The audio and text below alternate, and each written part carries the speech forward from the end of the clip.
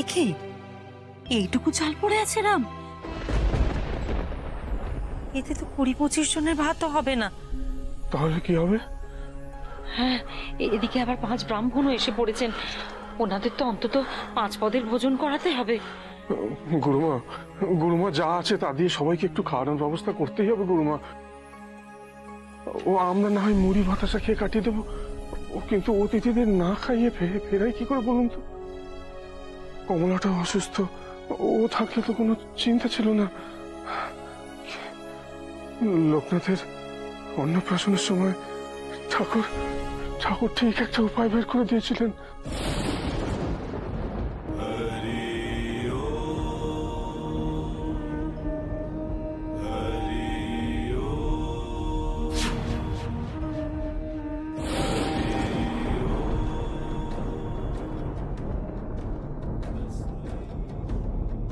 শুনলুম তোমরা নাকি রান্নার লোক খুঁজছো।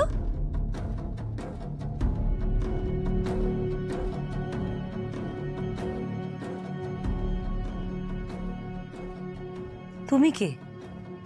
তোমাকে আগে কখনো দেখিনি তো। আগে দেখনি তো কি হয়েছে, এখন তো দেখছো। কিন্তু আপনি কি করে জানলেন আমরা রান্নার লোক খুঁজছি?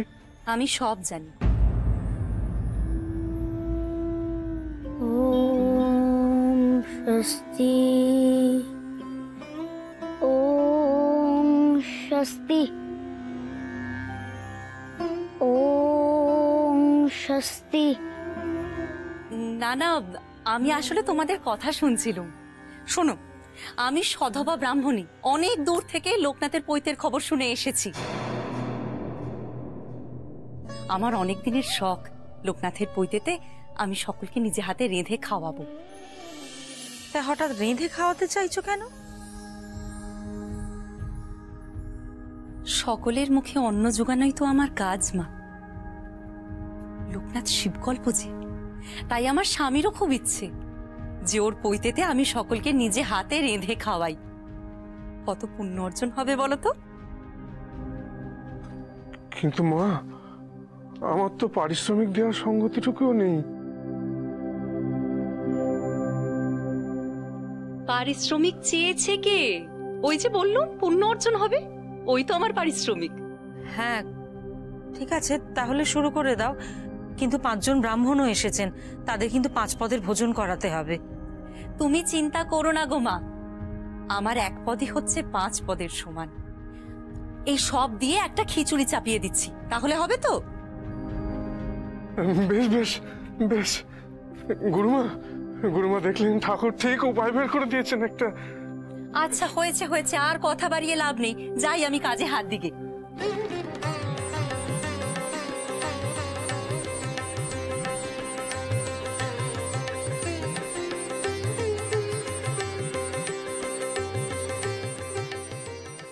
ওইটুকু হাঁড়িতে রান্না বসাবে নাকি? ওতে তো এতজনের রান্না হবে না গো। আজ বাবু হেসেল আমি সামলাবো, আমার উপর ছেড়েই দেখো না। এই 1 হাঁড়ি আগে শেষ হোক, তারপর না হয় আরেক হাঁড়ি চাপাবো। বাবা, গুরুদেব আপনাকে ডাকছে, এক্ষুনি দরকার। ও হ্যাঁ, গুরুমা, গুরুমা আমি পুজোর ওদিকটা গেলাম। হ্যাঁ, আর ওই অতিথিদের একটু জল বাতাসা দেওয়া হলো কি দেখে। তুমি চিন্তা করো না রাম, যাও।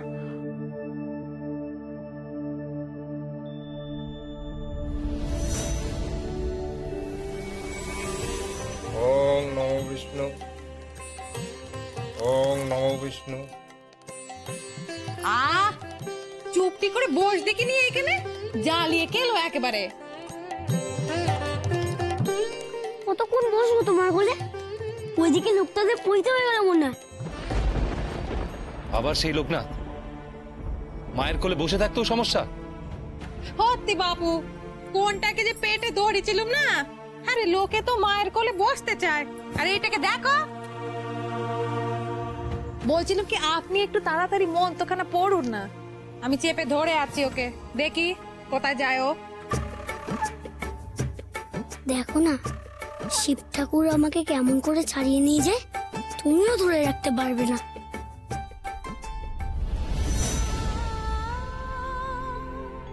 এসো কমলা, এসো।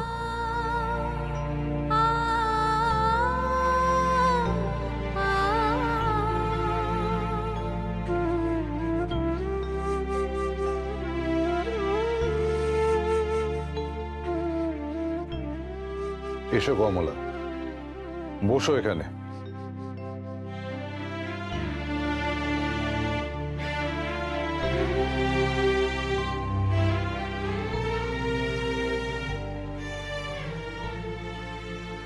এবার যে তোমায় লোকনাথকে কোলে নিয়ে বসতে হবে।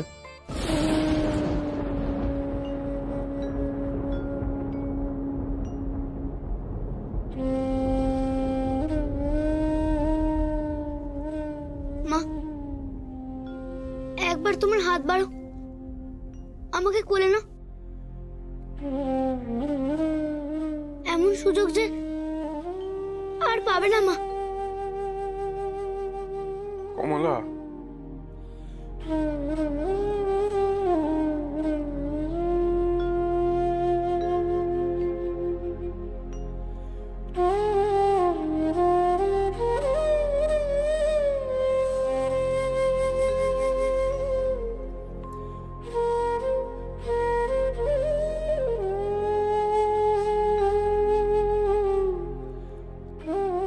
মা,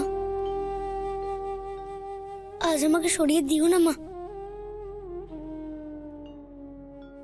আর যে তোমার কোলে আমি কখনো বসতে পারবো না।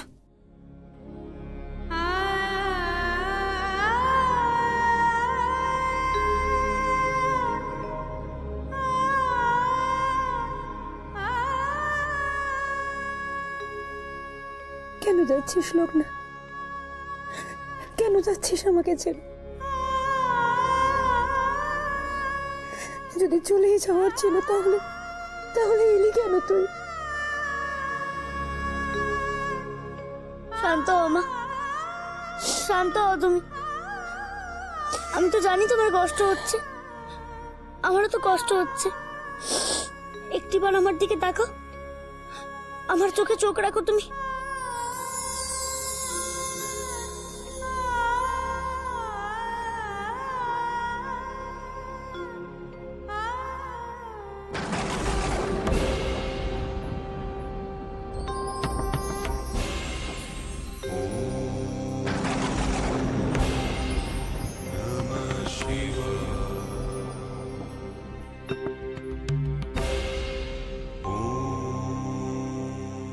কিছু দেখতে পাচ্ছ মা আমার চোখে?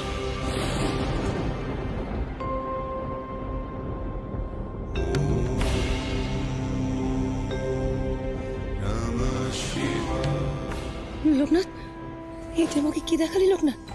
হ্যাঁ, এ কি দেখলাম আমি? যা দেখলাম তা কি সত্যি লোকনাথ? হ্যাঁ মা, সত্যি। তোমার মতো আমার মতো সব সত্যি। এবার বুঝতে পারলে তো আমাকে কোথায় যেতে হবে আর কেনই বা যেতে হবে? তুমি যদি আমাকে আটকে রাখো, আমি যে ওখানে পৌঁছতে পারবো না মা। আমাকে যত তুমি বাধা দেবে তত আমার কষ্ট বাড়বে।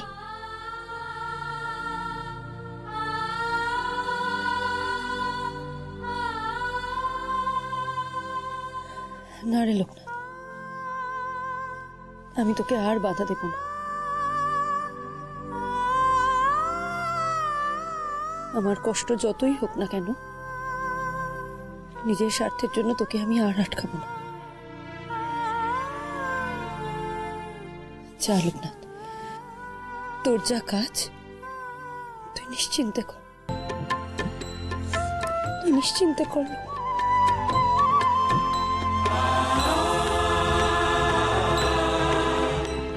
এবার তাহলে উপনয়নের কাজ শুরু করা যাক। চূড়াকরণ ক্রিয়া শুরু করি।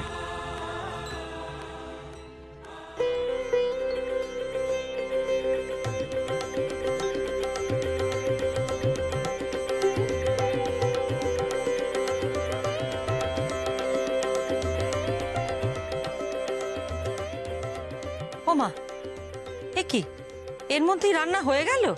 হ্যাঁ গো, সামান্য খিচুড়ি তো, কতক্ষণ আর লাগে? তা বলে এর মধ্যেই? বলি সবাই মুখে তুলতে পারবে তো? যখন সবাই মুখে তুলবে তখন না হয় তাদের মুখেই শুনে নেবে। কি জানি বাবা, একে তো এইটুকুনি হাঁড়িতে রান্না বসালে, তারপর এর মধ্যে উনুন নিভিয়ে দিচ্ছ। কি জানি, রামকে না সবার অভিশাপ পুরোতে হয় আজকে। আচ্ছা, তোমরা এত চিন্তা করছো কেন?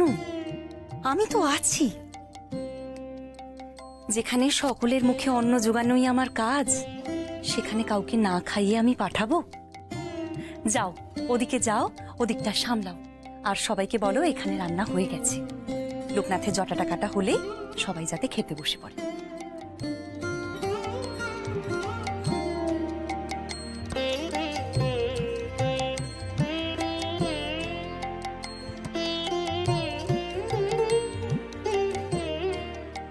ওম প্রজাপতি ঋষি বায়ুর্দেবতা চূড়াকরণে বিনিয়োগ। ওম উষ্ণেন বায়ুধকমোধি। হ্যাঁ, এবার বালকের মস্তক মুন্ডন হবে। হ্যাঁ মা, যাও, মস্তক মুন্ডনের পর ওকে স্নান করিয়ে নিয়ে এসো।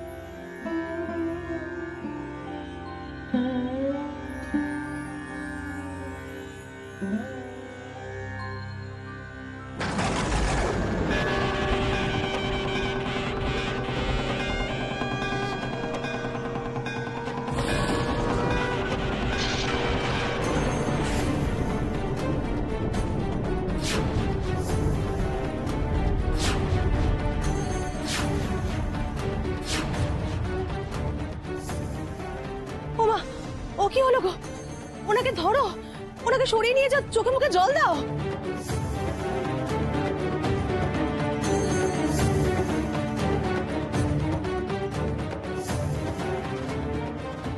এবার কি হবে গুরুমা?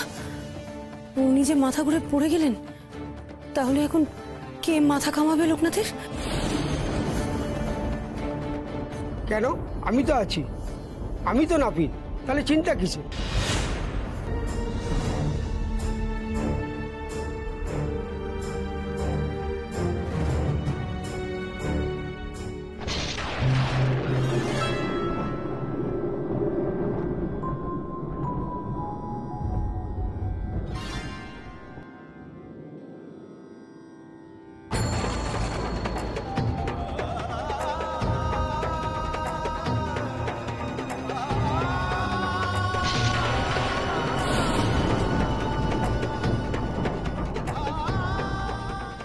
এটা কি করে হলো? ফুট বেঁকে গেল কি করে?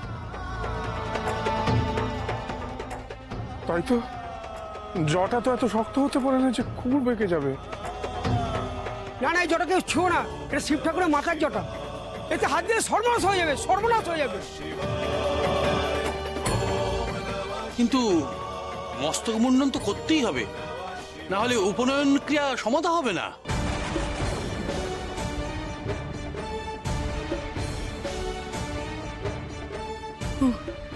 তার মানে লোকনাথের উপনয়ন হবে না? বেশ হবে, বইতে না হলে লোকনাথকে কেউ নিয়ে যেতেই পারবে না। আহ সন্ধ্যা, এ আবার কেমন ধারা কথা? চুপ কর। কিন্তু গায়ে যে আর কোনো নাপিত নেই, উনি যে পালিয়ে গেলেন। বিপদ এখনো সেরকম কিছু হয়নি। বেনিদের বাড়িতে তো উপনয়ন হচ্ছে। রাম, নিশ্চয়ই ওখানে নাপিত আছে, তুমি কাউকে পাঠাও নাপিতকে ডেকে আনতে। হ্যাঁ হ্যাঁ, সেই ভালো। শিব, একটু জানা, দৌড়ে বেনিদের ওখান থেকে নাপিতকে তাড়াতাড়ি নিয়ে না। হ্যাঁ বাবা।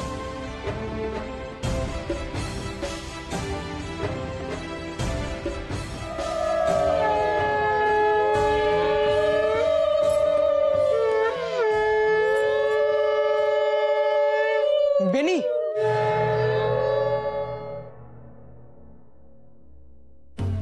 রে লোকনাথের দাদা আবার এইখানে কি করছে? মেঘ গাছ চলে বলে বেনিকে নিয়ে যেতে এসেছে। কি রে শিব, হঠাৎ এখন আমাদের বাড়িতে? তোদের বাড়িতে আজ কাজ না? হ্যাঁ গো কাকা, সেজন্যই তো এলাম। এই, তোদের এইখানে আসতে বলেছি, তবে এলি কেন? তোমাদের নাপিতকে নিয়ে যেতে এসেছি গো। কেন হঠাৎ আমাদের নাপিতকে দরকার কেন? তোদের নাপিত আসেনি?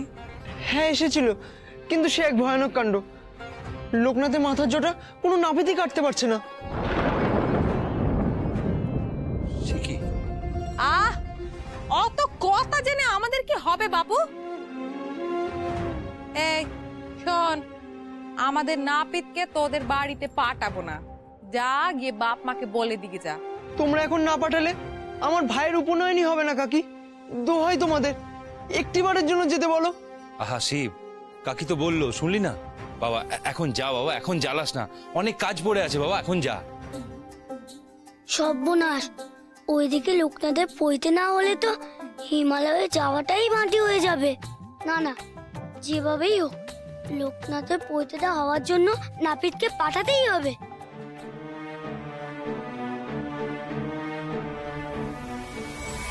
না, আমি পুঁথিতে বসবো না। ওমা, সে কি রে? এই তো লক্ষ্মী ছেলের মতো সব কাজ করছিলি, হ্যাঁ? কি হলো বেনি? দেখছো ওরা কেমন বিপদ পড়েছে, তাও ওদের সাহায্য করছো না। আর ওইদিকে যদি লোকনাথে পইতে না হয়, তবে আমিও পইতে নেব না। মরেছে এই ছেলে, দেখছি আবার বেঁকে বসেছে। এদিকে পইতে না হলে বিয়েটাও তো দিতে পারবো না, এখন কি করি?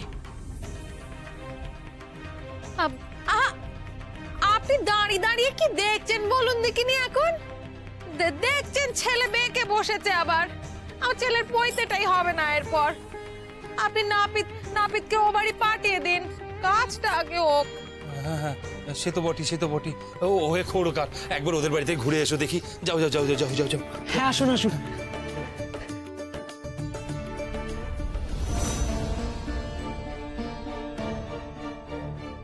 হে ভগবান, এত লোক এখানে দাঁড়িয়ে আছে, উপনয়ন না হলে কাউকে তো খেতে বসতেও বলতে পারবো না। কিন্তু ওদিকে খাবার চা হয়েছে, তাতে এত লোকের কুলোবে কিনা সন্দেহ। কি যে করি। কই হে রাম,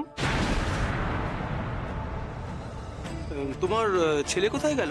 ওই নাপিত ধরতে গেছিল যে?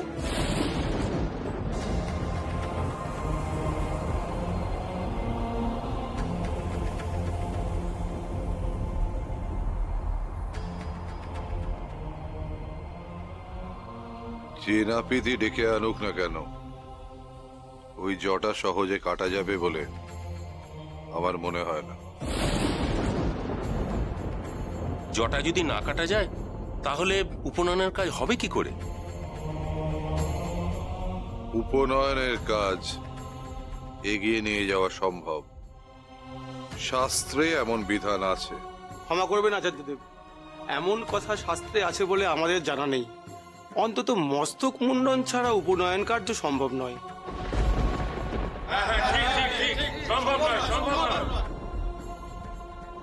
তবে ওই জটা কাটার চেষ্টাই করে যাও সবাই। এইভাবে শুভ সময় পেরিয়ে গেলে তারপর। বাবা, নাপিতকে নিয়ে এসেছি। এই যে আমার সন্তান, ওর আজকে উপনয়ন, ওর মস্তক মুন্ডন আপনার হাতেই হোক।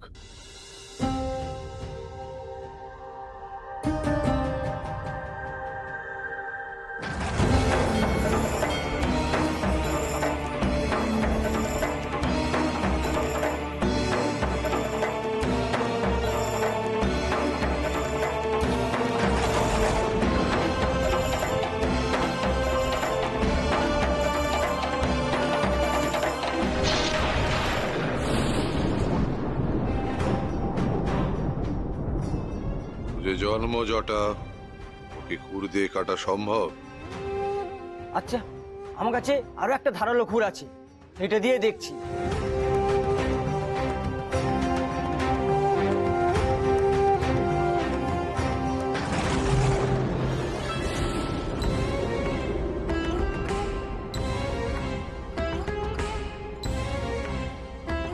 কি হে, তোমার ওই ধারালো খুঁজছে জটা ছেদ করতে পারলো না? ক্ষমা করবেন সবাই, এই জটা ছেদ করা আমার কর্ম নয়। ওর জটা কি করে কাটবে গো?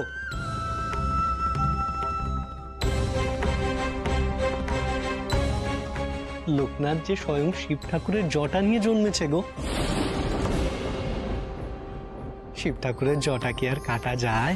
কিন্তু এই জটার ছেদ ছাড়া তো উপনয়ন সম্পূর্ণ হবে না, যেভাবে হোক কাটতে হবে জটা।